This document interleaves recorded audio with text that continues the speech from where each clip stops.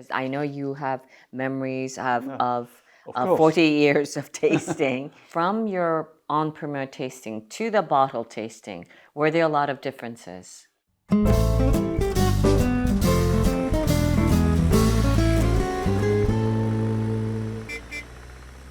Italian Wine Travel with Stevie Kim.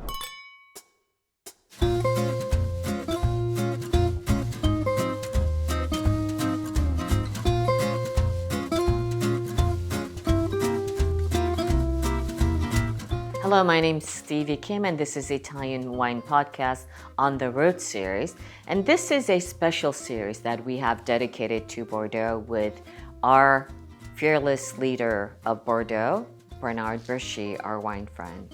So I would start with the top, with Saint-Estephe. We went to visit only one winery. There are only 5 in the classification, and one winery was Château Montrose. Yes. Can you give us a brief overview of the 2022 from Château Montrose? Château Montrose, Saint-Estèphe. Saint-Estèphe in the mind, it's probably the most tannic wine from Medoc. And it's in the north because you have a bit less sun, it's a bit colder, and you have not the same maturity as in Bordeaux, for example. And always you have the tannins are harsher, and that is not easy for the beginner. But of course it's perfect to match with food, but you have a lot of tannins, and usually to calm the tannins, they have a lot of Merlot and Montrose. Usually you have 60% Cabs and 40% Merlot to give more smoothness to the wine. Montrose is probably considered that the most eminent wine from Saint-Estèphe. Saint-Estèphe we have only 5 classified. Yeah, why is that? Wine, it's very easy to understand. In 1855, there were no cars. And you go to Bordeaux, it was with a horse, and you need at least 90 minutes to go from Bordeaux to Saint-Estèphe. You have 21 classified groves in Margaux, which is very close to Bordeaux, but to go to Saint-Estèphe, 80 kilometers. Oh, so that makes sense. So it had to do with the distance. Yes, that is a distance. Okay. That is in the north. It's colder. It's a long way. You had no cars or the train. Okay, and of course they were less tasters than Saint-Estèphe. And for example, Montrose in 1820 was completely unknown. Was created 30 years, 40 years ago. Margaux was created 1 century before because it was very close to the town.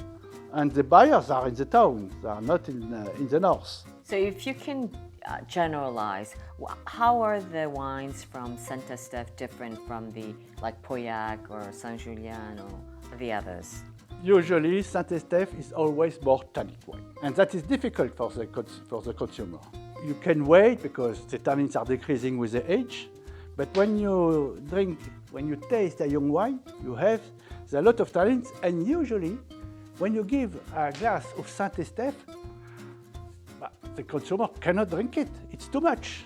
You need to have a real initiation before to taste this kind of wine. It was exactly the same in Bordeaux, because in Bordeaux it was always the most tannic wine, and it's easier to drink Barbaresco.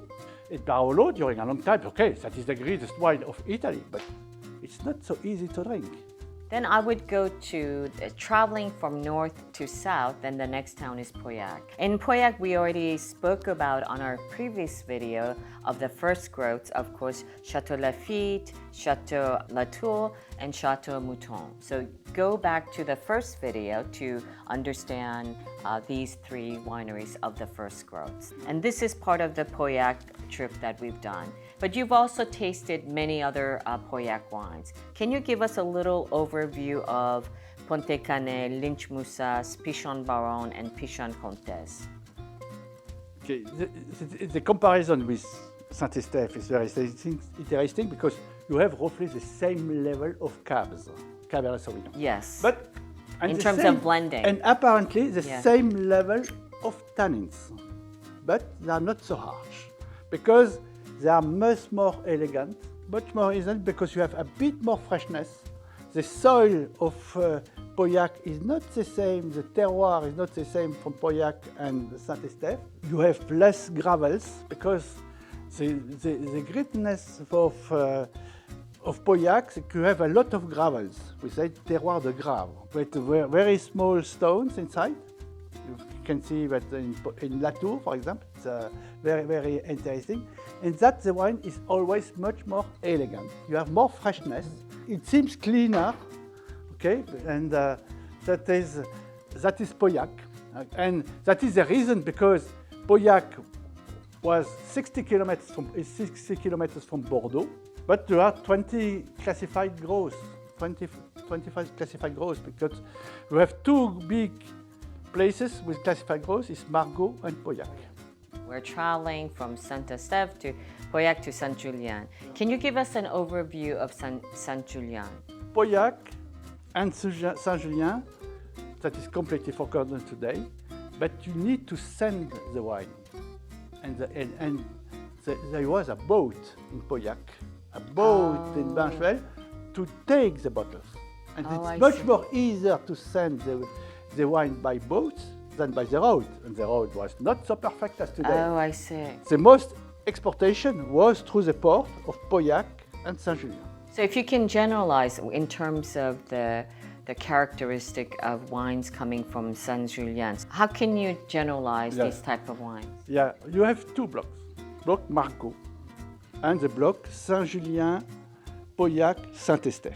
You have more cabs in the second part, but the most elegant is always Saint-Julien. When you begin this block, you begin always with Saint-Julien because everybody loves Saint-Julien. It's incredible, and when I have the tasting, when the vintage is difficult and with a lot of rain, we are coming in Saint-Julien. All the Saint-Julien are always easy to drink, spicy, and lovely. That is Saint-Julien. So the problem is small. So for those three areas, Saint-Estèphe, Pauillac, and Saint-Julien, the wines that you've tasted during en primeur, from your en primeur tasting to the bottle tasting, were there a lot of differences, according to your tasting notes? We saw in the primeur tasting that it's a great vintage. Okay. But the problem that you have great, there are several levels. Right. Okay.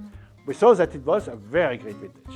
But the bottle tasting was much more interesting because you have more precision and the vintage is clearly greater than expected. In my mind, automatically came all the great vintage, the 29, the 47, the 49, and the same level, because I have all these wines in my mind, okay? And I changed the category. I said, oh, we are in the top 5 in the century. It's not the same.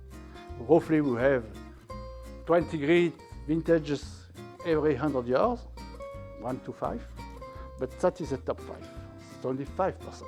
Okay, alrighty. So that is a review of the wines from Saint-Estèphe Pauillac and Saint-Julien for the 22 vintages from Bordeaux with Monsieur Burtschy, and stay tuned to cover other areas.